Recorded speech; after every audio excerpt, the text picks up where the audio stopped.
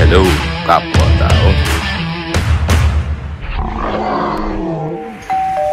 Minsan si Sisa, minsan asawa ko, Luka.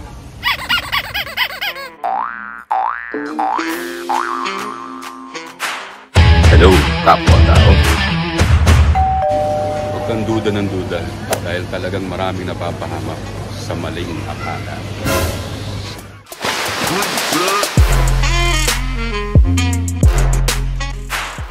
Hello, kapwa-tao. Lumayo ka at huwag kang lalapit. May saksakan dito.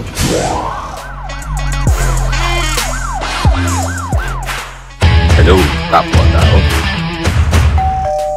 Ano ang susunod sa walo? Siya.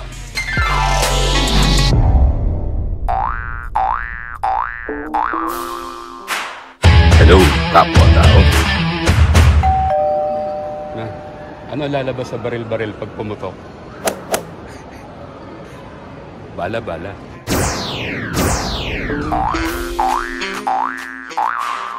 Hello, kapwa-tao. Ano yung tunog ng baril? Ano?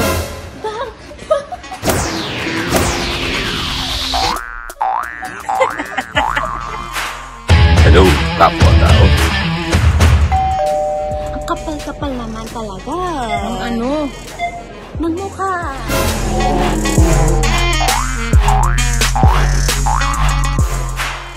Hello, kapwa-tao. Ano sa Japanese ng quick? Ano? Dari.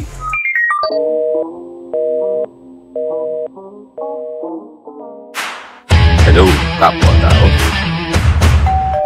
Wala sa likod, wala sa harap. Pagbilang kung 3, nakatago, nakalayo.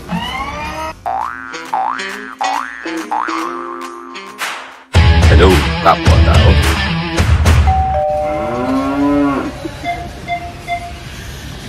Napakahusay. Bigyan ng jacket yan.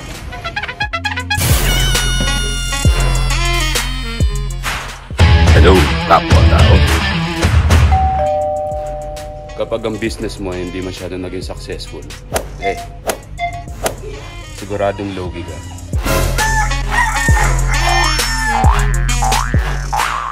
Hello, kapwa-tao. Hindi ba't ang billing ko sa'yo pumasok ka sa unang pinto? Bakit naman dumiretso ka sa sikang door?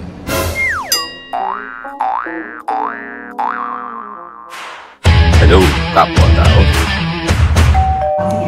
Para sa mga kabataan, babae, mga dalaga, kayong aalagaan at inyong pakakaingatan ang inyong puri. Hello, kapwa-tao. Ano daw sa Japanese ng witchcraft? Kuram.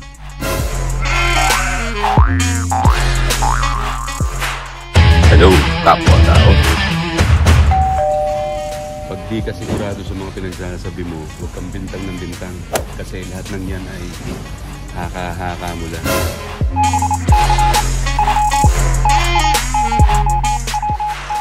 Hello, kapwa-tao. Saan umiinom ng kape ang laseng? Di sa kasya.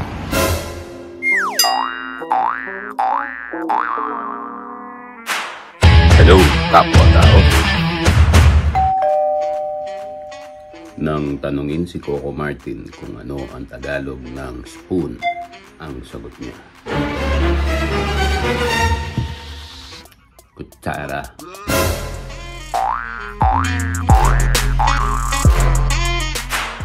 Hello, kapwa-tao. Huwag mo kamoto. Ang magagawa natin, Makati?